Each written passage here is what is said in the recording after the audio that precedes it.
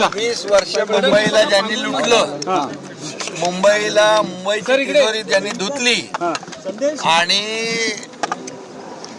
मिठीतला गाळही सोडला नाही, कोविडची खिचडी सोडली नाही, डेड बॉडी बॅगही सोडली नाही आणि मुंबईला फक्त आणि फक्त सोन्याची अंडी देणारी कोंबडी म्हणून पाहिलं, त्यांनी अमित शहा साहेबांवर बोलण्याचा अधिकार नैतिक आहे का त्यांना?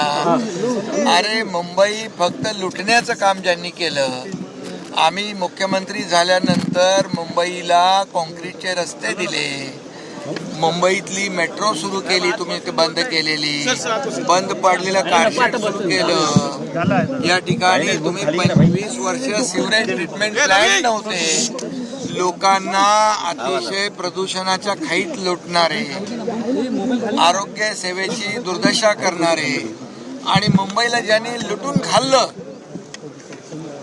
त्यांनी काय बोलावं अमित शहांवर?